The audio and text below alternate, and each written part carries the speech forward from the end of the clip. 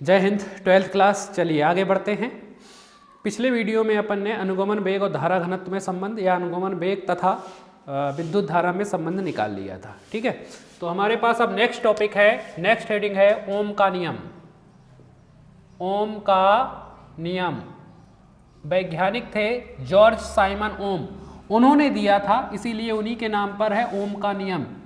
English में कहलाता है ओम्स लॉ, ओम्स लॉ, ओम का नियम, ओम का नियम। ठीक है, वैज्ञानिक जॉर्ज साइमन ओम ने क्या बताया है वो सुन लीजिए। यहाँ पर वही ओम का नियम है। जॉर्ज साइमन ओम ने बताया है कि यदि किसी चालक की भौतिक परिस्थितियाँ जैसे कि लंबाई हुआ, क्षेत्रफल हुआ, ताप हुआ, ये अपरिवर्तित रहें, मतलब बदले ना, परिवर्तित ना करें, उन्हें ना बदले, लंबाई ना बदले, क्षेत्रफल ना बदले, ताप ना बदले, तो चालक में प्रवाहित होने वाली विद्युत धारा उसके सिरों पर उत्पन्न विभवांतर के समानुपाती होती है, या लगाए गए विभवांतर के समानुपाती होती है। ठीक है, सुनिए यहाँ पर नियम क्या कहता है। पढ़ा होगा आपने 10th क्लास में, ये नियम पढ़ा होगा, देख लीजिए यहाँ पर फिर से इसको, नियम को। तो ओम के नियम के अनुसार यदि किसी चालक की भौतिक परिस्थितियाँ, ओम के नियम के अनुसार यदि किसी चालक की भौतिक परिस्थितियाँ जैसे लंबाई, ताप आदि अपरिवर्तित रहें, तो चालक में प्रवाहित होने वाली विद्युत धारा चालक में लगाए गए विभवांतर या आरोपित विभवांतर के समानुपाती या अनुक्रमानुपाती होती है। Full stop. तो यदि किसी चालक में V वोल्ट का विभवांतर आरोपित करने पर उसमें प्रवाहित होने वाली विद्युत धारा I है, तो ओम के नियम से V समानुपाती I होगा। ओम के नियम से, ओम के नियम से V समानुपाती क्या होगा? I। ये आपने पढ़ा होगा 10th क्लास में, V समानुपाती I होता है। ठीक है, विभवांतर समानुपाती विद्युत धारा यहाँ पर होता है। फिर से सुन लीजिए यहाँ पर, फिर से सुनिए यहाँ पर ओम के नियम में क्या लिखेंगे। लिखेंगे ओम के नियम के अनुसार यदि किसी चालक की भौतिक परिस्थितियाँ जैसे लंबाई, ताप आदि अपरिवर्तित रहें, तो चालक में प्रवाहित होने वाली विद्युत धारा उसमें आरोपित विभवांतर के समानुपाती होती है, या चालक पर लगाए गए विभवांतर के समानुपाती होती है। Full stop.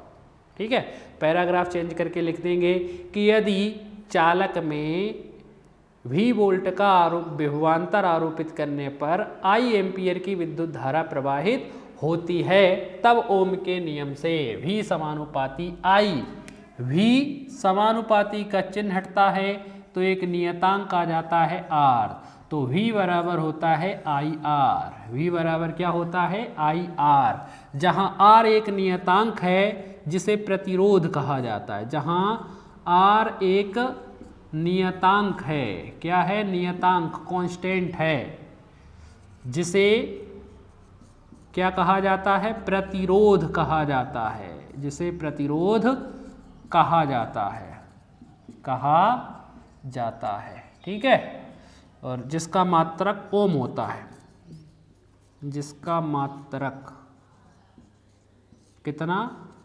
ओम होता है। ओम, वैज्ञानिक ओम के नाम से ओम होता है। Full stop. तो ये है ओम का नियम। किसका नियम है? ओम का नियम है यहाँ पर। ठीक है, फिर से सुन लीजिए ओम का नियम क्या होता है। ओम का नियम क्या कहता है?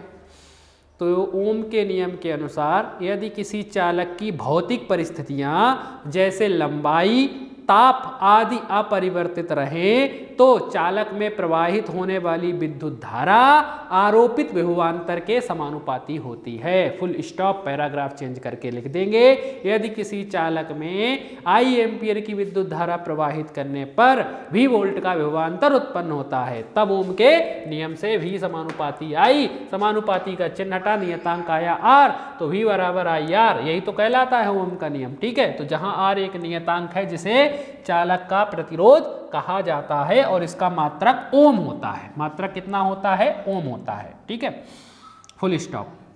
अब ओम के नियम के लागू होने की सीमाएं हैं। ओम के नियम के लागू होने की कुछ सीमाएं हैं। पहली सीमा तो परिभाषा से ही है, हेडिंग डालेंगे नीचे ओम के नियम के लागू होने की सीमाएं, ओम के नियम के लागू होने की सीमाएं, और उसमें लिख देंगे पहला पॉइंट क्या सीमा है कि किसी भी चालक की भौतिक परिस्थितियां अपरिवर्तित रहनी चाहिए, किसी चालक की भौतिक परिस्थितियां अपरिवर्तित रहनी चाहिए। दूसरा, चालक में विकृति उत्पन्न नहीं होनी चाहिए, चालक में विकृति उत्पन्न नहीं होनी चाहिए। पता चला चालक में विद्युत धारा प्रवाहित की और तार जो है वो टेढ़ा मेढ़ा हो गया, बेकार हो गया, या कहीं पर पतला हो गया, कहीं ज़्यादा चौड़ा हो गया, तो ये विकृति उत्पन्न नहीं होनी चाहिए। ठीक है, तो ये था ओम का नियम और उसके लागू होने की सीमाएं। ठीक है, चलिए अब बात कर लेते हैं प्रतिरोध की। ये जो मात्रक आया है, नियतांक आया है प्रतिरोध, प्रतिरोध इंग्लिश में कहलाता है रेजिस्टेंस, रेजिस्टेंस इंग्लिश में क्या कहलाता है? रेजिस्टेंस, प्रतिरोध, रेजिस्टेंस। चलिए बात कर लेते हैं प्रतिरोध होता क्या है। प्रतिरोध एक बाधा है या रुकावट है। प्रतिरोध कुछ नहीं है, एक तरीके की बाधा है या रुकावट है। ठीक है, जैसे अपन रोड पर चलते हैं, गाड़ी लेकर मान लीजिए जा रहे हैं, तो कहीं पर ब्रेकर आ जाते हैं, ब्रेकर आ जाते हैं रोड में, तो उस ब्रेकर के कारण अपने को गाड़ी की स्पीड, चाल कम करनी पड़ती है, तो वो बाधा ही रुकावट है एक तरीके की।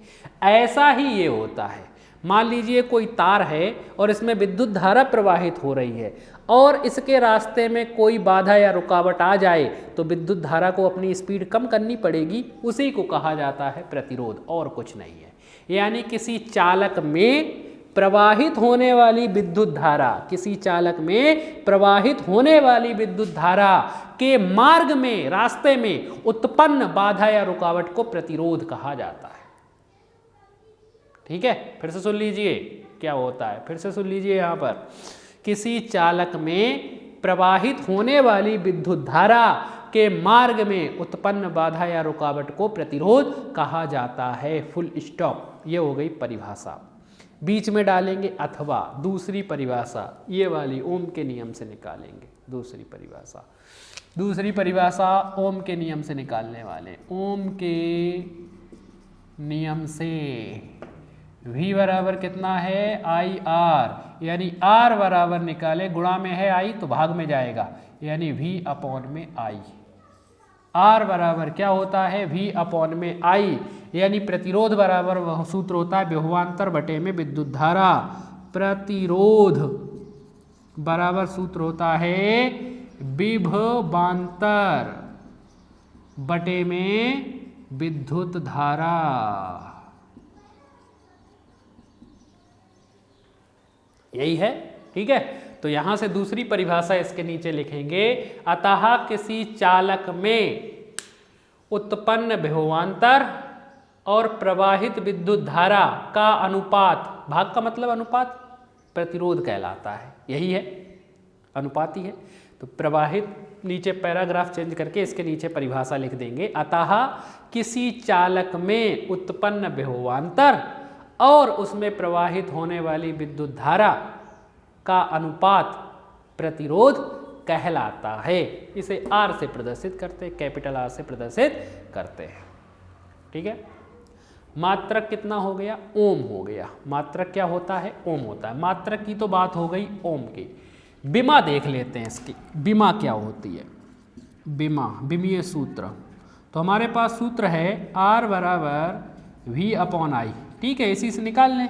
बराबर विभवांतर की विमा पढ़ चुके हैं अपन, चैप्टर 2 में विद्युत विभव पढ़ा था। क्या थी? ML2 T-3 A-1, यही थी विद्युत विभव की विमा।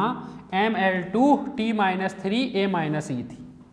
नीचे I विद्युत धारा, विद्युत धारा की विमा A होती है, यानी एम्पियर होती है। बस इसी को सॉल्व कर लें तो विमा आ जाएगी, ऊपर M है, M के ऊपर कुछ नहीं, एक होता है M1 L2 T-3, ये ऐसे कैसे, नीचे एक की घात कुछ नहीं, प्लस की एक, ऊपर जाके माइनस की एक हो जाएगी माइनस की एक और माइनस की थी, यानी -1 और -1 हो जाएगा -2। तो प्रतिरोध की विमा कितनी होती है, M1 L2 T-3 A-1 होती है। ठीक है, प्रतिरोध की विमा हो गई। अब प्रतिरोध को प्रभावित करने वाले कारक देख लेते हैं। किसी चालक के प्रतिरोध को कौन कौन से कारक प्रभावित कर सकते हैं। तो क्वेश्चन पूछ सकता है किसी चालक का प्रतिरोध किसे कहते हैं और इसे प्रभावित करने वाले कारक लिखिए। तो प्रतिरोध की परिभाषा तो हो गई यहाँ पर आपको। अब इसे प्रभावित करने वाले कारक देख लें, तो नीचे लिखेंगे किसी चालक के प्रतिरोध को प्रभावित करने वाले कारक, हेडिंग डालेंगे चालक के प्रतिरोध को प्रभावित करने वाले कारक। तो चालक के प्रतिरोध को निम्नलिखित कारक प्रभावित करते हैं। पहले होता है चालक की लंबाई, चालक की लंबाई या चालक तार की लंबाई, चालक की लंबाई या चालक तार की लंबाई। ठीक है, लंबाई यार मान लें किसी भी चालक का प्रतिरोध चालक तार की लंबाई के समानुपाती होता है। किसी चालक का प्रतिरोध उसकी लंबाई के समानुपाती होता है, यानी लंबाई का मान बढ़ेगा तो प्रतिरोध का मान बढ़ेगा। जैसे मान लीजिए चालक तार है, छोटा है तो इसका प्रतिरोध कम होगा, लेकिन वहीं अगर मान लीजिए ये मेरा हाथ एक चालक तार है तो प्रतिरोध का मान ज़्यादा होगा कि नहीं होगा। ठीक है, तो किसी भी चालक तार, पहला कारक जो प्रभावित करता है वो चालक तार की लंबाई है। इसमें लिखेंगे किसी चालक तार का प्रतिरोध उसकी लंबाई के समानुपाती होता है, अर्थात R समानुपाती L, फुल स्टॉप। नीचे लिख देंगे अर्थात छोटे तार का प्रतिरोध कम और बड़े तार का प्रतिरोध ज़्यादा होता है। छोटे तार का प्रतिरोध कम और अधिक लंबे या बड़े तार का प्रतिरोध ज़्यादा होता है। ठीक है, दूसरा है चालक तार का अनुप्रस्थ काट का क्षेत्रफल, अनुप्रस्थ काट का क्षेत्रफल। दूसरा कारक है चालक तार का अनुप्रस्थ काट का क्षेत्रफल। अनुप्रस्थ काट का क्षेत्रफल मैंने बताया था। अनुप्रस्थ काट का क्षेत्रफल का मतलब होता है उसकी मोटाई। ये सामने से देखने पर पता चल रहा है ये पेन, ये मार्कर कितना मोटा है, ऐसे देखने पर पता नहीं चले, ऐसे देखेंगे तो ये मोटाई को दर्शा रहा है। ठीक है, तो किसी भी चालक तार का प्रतिरोध जो होता है वो उसके अनुप्रस्थ काट के क्षेत्रफल, मान लो स्मॉल ए मान लें, के व्युत्क्रमानुपाती होता है, उल्टा होता है, व्युत्क्रमानुपाती होता है। इसका मतलब ये है अगर क्षेत्रफल बढ़ाओगे, अनुप्रस्थ काट का क्षेत्रफल बढ़ाएंगे तो प्रतिरोध का मान कम हो जाएगा, यानी मोटाई बढ़ाएंगे तो प्रतिरोध कम हो जाएगा, और अनुप्रस्थ काट का क्षेत्रफल कम करोगे यानी मोटाई कम करोगे तो प्रतिरोध का मान बढ़ जाएगा, बाधा या रुकावट बढ़ जाएगी। प्रतिरोध का मतलब क्या होता है, बाधा या रुकावट, यही है। ठीक है, तो किसी भी चालक तार का प्रतिरोध उसके अनुप्रस्थ काट के क्षेत्रफल के व्युत्क्रमानुपाती होता है, फुल स्टॉप। नीचे लिखेंगे अर्थात R व्युत्क्रमानुपाती 1/A। नीचे लिख देंगे अर्थात पतले तार का प्रतिरोध अधिक होगा और मोटे तार का प्रतिरोध कम होता है। यानी अगर अपने को किसी तार से विद्युत धारा अच्छी प्राप्त करनी है, अच्छा करंट उससे चाहते हैं, तो पहली चीज तो वो मोटा होना चाहिए। जैसे ये है पतला है और ये कैसा है, मोटा है, ये मोटा है, तो इसका प्रतिरोध ज़्यादा होगा और इसका प्रतिरोध कम होगा। इसमें बाधा या रुकावट ज़्यादा उत्पन्न होगी, इसमें बाधा या रुकावट कम उत्पन्न होगी। ठीक है, लंबाई कम है तो और अच्छी बात है। तो ये चीज़ें हो गई, लंबाई हो गई और ये हो गया। ठीक है, इसीलिए आपने देखा होगा जैसे ज़्यादा वोल्टेज वाली जो चीज़ें होती हैं, जो बिजली के उपकरण होते हैं, उन्हें चलाने के लिए मोटे तारों का उपयोग करते हैं। जैसे फ्रिज वगैरह में देखा होगा, प्रेस वगैरह में देखा होगा, उसमें ज़्यादा वोल्टेज चाहिए होता है तो मोटे तार लगाए गए हैं। कैसे तार, मोटे तार। जैसे बल्ब वगैरह जलाना है तो पतला तार लगा सकते हो, कोई दिक्कत नहीं है। बात आ रही समझ में। ठीक है, तो दो चीज़ें हो गई यहाँ पर। तीसरा, चालक का ताप, चालक का ताप या चालक तार का ताप या चालक का ताप। टेम्परेचर बढ़ाओगे तो प्रतिरोध का मान ज़्यादा हो जाता है, बाधा या रुकावट ज़्यादा होती है। तो किसी चालक तार का प्रतिरोध, किसी चालक तार का ताप बढ़ाने पर उसका प्रतिरोध बढ़ जाता है, बाधा या रुकावट ज़्यादा हो जाती है। ठीक है, फिर से सुन लीजिए, किसी भी चालक का ताप बढ़ाने पर उसका प्रतिरोध बढ़ जाता है, ज़्यादा हो जाता है। जैसे आपने देखा होगा टेम्परेचर कैसे बढ़ जाता है, कभी कभी देखा होगा किसी तार में विद्युत धारा प्रवाहित होती है और वो तार गर्म होके पिघल जाता है या टूट जाता है। जब टूट जाता है तो कोई आगे विद्युत धारा प्रवाहित नहीं होती है।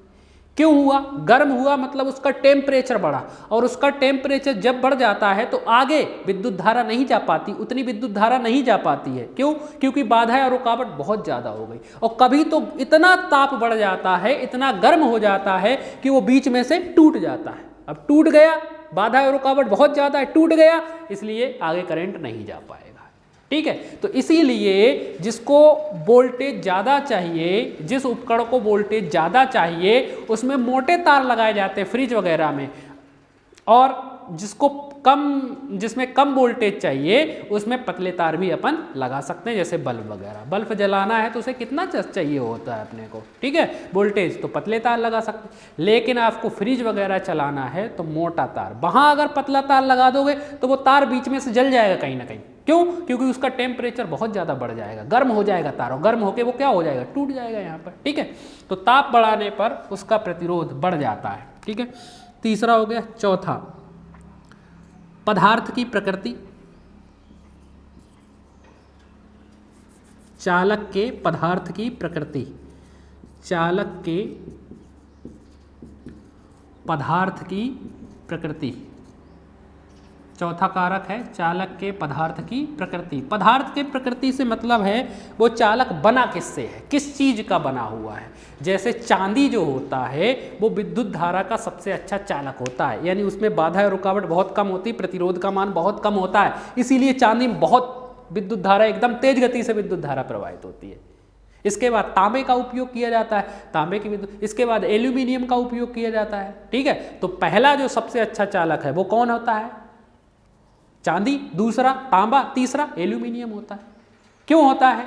क्योंकि देखो चांदी अलग पदार्थ है, तांबा अलग पदार्थ है, और एल्यूमिनियम अलग पदार्थ है, ऐसे ही लोहा वगैरह अलग अलग पदार्थ है। मतलब वो अलग अलग चीज़ों की मिल से मिलकर बने हुए हैं, तो पदार्थों की प्रकृति अलग अलग है। तो पदार्थों की प्रकृति इसमें लिखेंगे कि किसी चालक का प्रतिरोध पदार्थ की, चालक तार के पदार्थ की प्रकृति पर निर्भर करता है, पदार्थ की प्रकृति का पर निर्भर करता है। जैसे चांदी विद्युत का सबसे अच्छा चालक होता है, यानी उसका प्रतिरोध सबसे कम होता है। तांबा का प्रतिरोध ज़्यादा होता है, एल्यूमिनियम का प्रतिरोध और भी ज़्यादा होता है। बात आ गई समझ में? तो इसमें लिख देंगे किसी भी चालक का प्रतिरोध चालक के पदार्थ की प्रकृति पर निर्भर करता है, फुल स्टॉप। ठीक है, और एग्जाम्पल में लिख देंगे जैसे कि चांदी विद्युत का सबसे अच्छा चालक है क्योंकि उसका प्रतिरोध सबसे कम होता है। बात आ गई समझ में? ठीक है, तो ये था प्रतिरोध और प्रतिरोध को प्रभावित करने वाले कारक। अब एक परिभाषा और बना लेते हैं अपन, एक ओम की परिभाषा बना लेते हैं, एक ओम की, कि एक ओम क्या होता है। तो प्रतिरोध का मात्रक पढ़ चुके हैं, ओम है वैज्ञानिक ओम के लिए। हेडिंग डालेंगे एक ओम। एक ओम क्या है, तो यहां से लिखेंगे प्रतिरोध की परिभाषा से, प्रतिरोध की परिभाषा से R बराबर क्या है, V/I है। एक ओम बनाना है, R का मान 1 लाना है। कंडीशन लगा दे, यदि V बराबर 1 वोल्ट तथा I बराबर 1 एम्पियर, 1 एम्पियर। ठीक है, तो रख दे मान, तब R बराबर, तो V की जगह 1 वोल्ट बटे में I की जगह 1 एम्पियर, 1 एम्पियर। सॉल्व कर लें, R बराबर 1 का भाग 1 में देंगे 1, और वोल्ट प्रति एम्पियर को ही ओम कहा जाता है। तो R का मान कितना आ गया, 1 ओम आ गया।